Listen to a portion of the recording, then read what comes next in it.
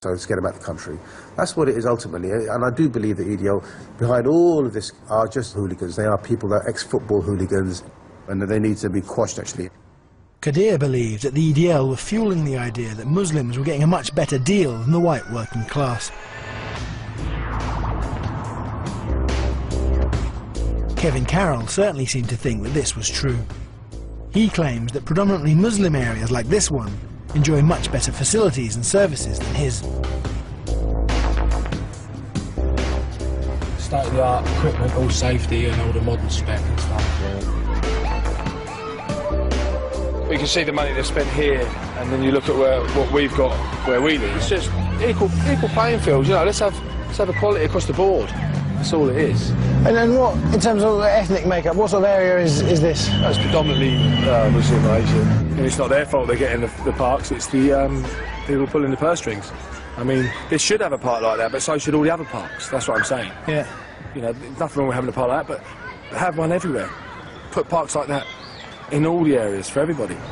And that's a wrap. Let's fuck off, because I'm fucking really uncomfortable. I couldn't even think straight. Well, my face is a bit thing, and there's people driving, could just drive past now and then fucking give me the large one.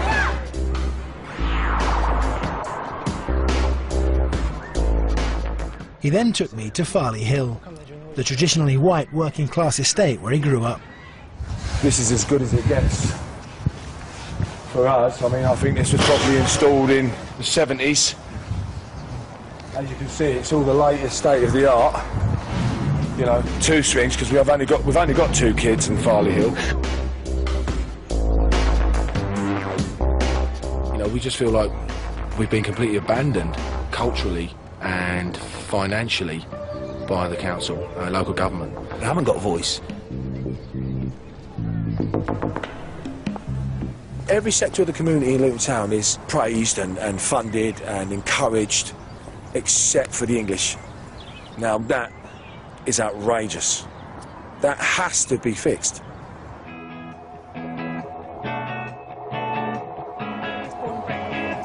I met up with local Labour councillor Sian Timoney to see how funding in Luton was allocated. Okay, we can see that here. She wanted to show me a new park, just a 5-minute walk away from Kevin's house. This is a park still being finished, is it? Yeah, it's being worked on at the moment. You can see where the fencing's going around there.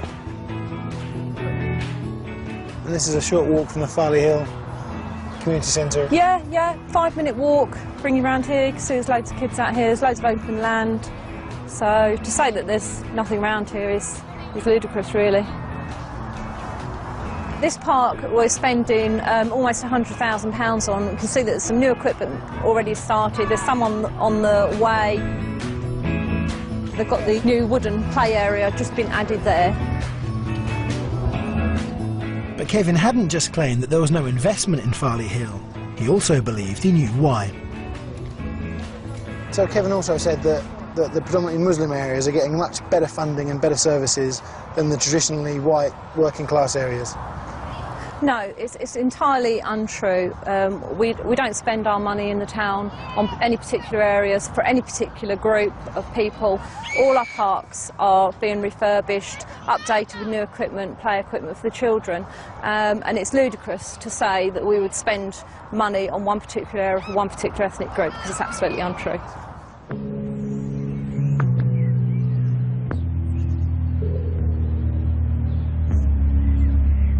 Kevin's claims looked even more tenuous when I discovered something about his past. During the 2007 local elections, he had nominated the BNP candidate here in Farley Hill. I had to ask him why he would do such a thing, and I wasn't sure how he'd react. You've said to us in the past that you're not a racist, you don't want to associate with racists, you don't want anything to do with racists. No. Did you nominate a candidate for the BNP in the 2007 local elections? 2006, 2007. Now, I remember this. Is this what the council are saying? Each candidate has to get 10 nominees, and your name and your address is one of those nominees. Yeah, I know what they're up to here. Hoodwinked is the word. Right, let me make a quick call and I'll answer that question, right? I want to put this to bed because I'm going to get it put to bed, because I don't want to keep coming up, because I was more of a victim than All right, love. Yeah, come round to the, if they're back, we'll give you a round of it. Out back in.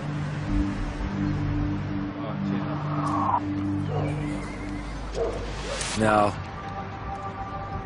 I know what they're trying to do. They're trying to insinuate that I'm a racist and I'm a BNP member and whatever. I've never been a member of the BNP. I'm not a racist. In fact, that's quite laughable. But how can you not be a racist or be against racism and support a candidate for the BNP? Well, I'll tell you exactly how that happened. Oh, honey. This is my daughter. It's her 21st birthday. All right, babe. I've got to take her out soon, so I'll answer your questions, and I've got to come take her out and spoil her, yeah? So that's the way it is. So, what actually happened was, I was in my house with my family in the back garden doing something. The door rapped. I opened the door. There's a well-dressed couple standing there. I didn't know anything about the BNP. Wasn't interested in politics, really. But the first question I asked them was, are you racist? And they said, no. Now, that's the biggest thing for me. It's obviously, I'm not racist, because I'm the son of immigrants, and this is my daughter, who I love dearly. I said, OK, that's that out of the way. What can I do for you? So they give you this form. And there's a 10-point list, and it was keep the pound, stay out of Europe, British jobs for British workers, all this stuff that sort of stop mass immigration, that you'd have to be a lunatic not to agree with. Yeah, all right, look, sound. Signed it, no problem, there you go, all the best, see you later. But I'm hoodwinked, so I was very angry about that at a later date. Okay. Anyone non-white can't join the BNP. Back then, anyone non-white wouldn't even be able to join the BNP. Well, I didn't know any of that. I don't know anything about the BNP because I wasn't into politics and I wasn't into BNP this or whatever BNP. I was just living my life. Listen, I'm not BNP and I'm not racist. That's the main thing. And neither's the EDL.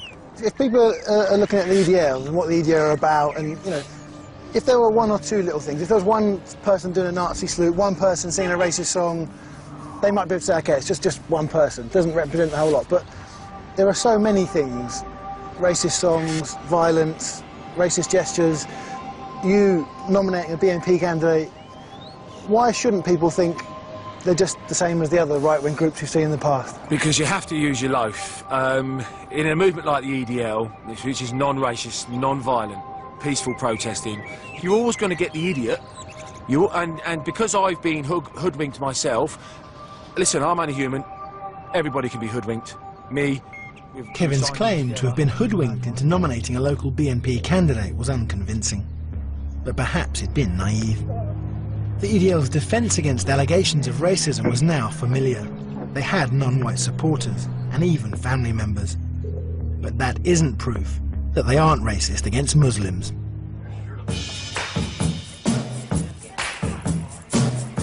I joined up with Gaz and Lee from Stoke as they set off for another EDL demo in Dudley. Could the EDL finally demonstrate without the day being marred by violence and racism? The demo was in protest against the building of a new super mosque, but for Gaz and Lee, it also seemed to be about having a good day out. It looked like an EDL demo was the highlight of their social calendar.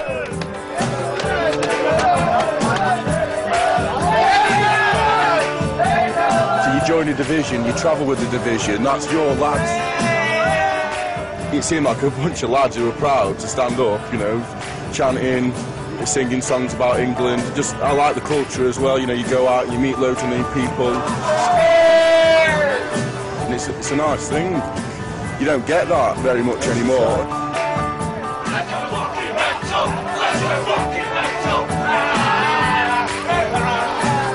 And what other sort of things happened in your hometown that made you join the EDL? We're not going to change anything. We're not going to change anything, but you might as well do something, aren't you? Better than sitting in your house and doing fuck all. Yeah. You know what I mean? Van der Berkel and all that, fucking bob on, so it should be done. Van der Berkel, so why should they be able to walk round in Birmingham?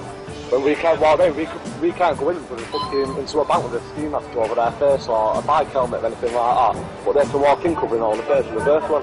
Well, yeah, we're not racist, we're realistic. We're real, not Nazis, very true.